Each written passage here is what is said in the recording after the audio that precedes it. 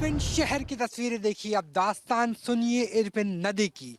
ये जली हुई गाड़ियां, ये तमाम वो मंजर, वो दास्तां बयां करता है कि जब इरपिन नहर को, नदी को क्रॉस कर रूस की कोशिश थी कि वो पहले इरपिन और उसके बाद कीव यानी यूक्रेन की राजधानी को फतेह कर सके। उसे रोकने के लिए यहाँ पर गाड़ियों का काफिला लगाया गया था ताकि टैंक्स, उनके साथ साथ मोटार शहर की तरफ ना पहुंच पाए।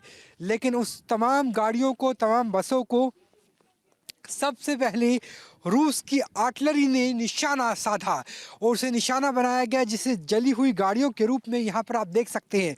सोचिए कि लोग किस कद्र अपने शहर को प्यार करते होंगे, लोग किस कद्र अपने देश को प्यार करते होंगे कि अपनी जवान पूंजी, अपनी गाड़ियों को यहाँ पर जानबूझकर ला करके खड़ा कर दिया गया ताकि जिस भी तरह से संभव हो उस तरह से रूस की सेना को रोका जाए। ये गाड़ियाँ सेना की नहीं है, ये आम लोगों की, ये इरपिन शहर के निवासियों की गाड़ियां हैं जो जानबूझकर यहां पे खड़ी कर दी गई ताकि जितना संभव हो उतना रूस को रोका जा सके। जब बात अपने परिवार को बचाने की हो, अपने मुल्क, अपने देश के बचाने की हो, तो एक नागरिक भी एक फौजी की तरह से व्यवहार करता है।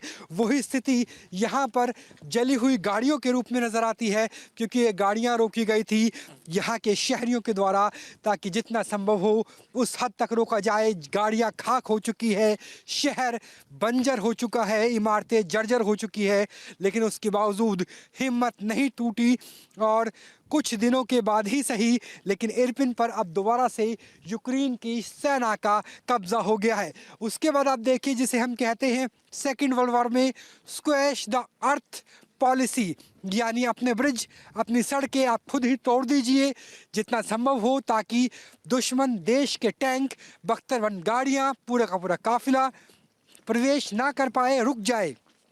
वही स्थिति यहाँ पर नज़र आती है। जो नीचे आपको ये नदी बहती हुई नज़र आती है, ये है इरपिन नदी, और जो पुल तोड़ा गया है, ये पुल जानबूझकर तोड़ा गया है। इस पुल को तोड़ने के पीछे जो ताकतें हैं वो यूक्रेन की सेना की है। कोशिश ये है कि अगर पुल टूट जाएगा तो रशियन कॉन्वॉय, पूरा का पूरा बख्तरबंद गाड़ियों का काफिला, टैंकों की पूरी पलटन प्रवेश नहीं कर पाएगी, और ये काफ़ी हद तक सफल भी रहा। देखिए कि पुल टूटने के बाद कैसे नदी की एक धार पुल को चीरती हुई जा रही है।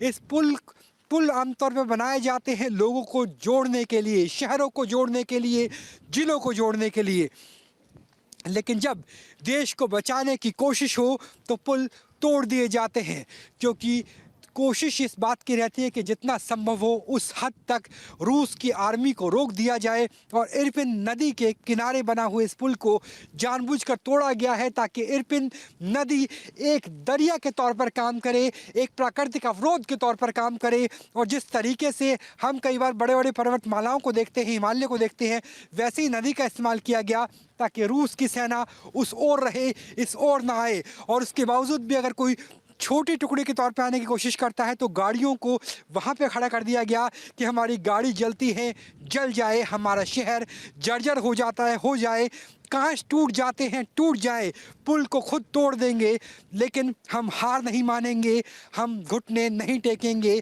और यूक्रेन का झंडा नहीं झुकेगा। कम से कम यही कोशिश नज़र आई यूक्रेन की सरकार के द्वारा, सेना के द्वारा, स्थानीय लोगों के द्वारा। लगातार बर्फबारी के बीच न्यूज़ नेशन की टीम आपको उस ग्राउंड जीरो पर ले आई है जहां पर रूस की सेना को रोक दिया गया था। यही वो पुल है जिसे तोड़ा गया था और उसके बाद रूस की सेना यहां रुक गई थी।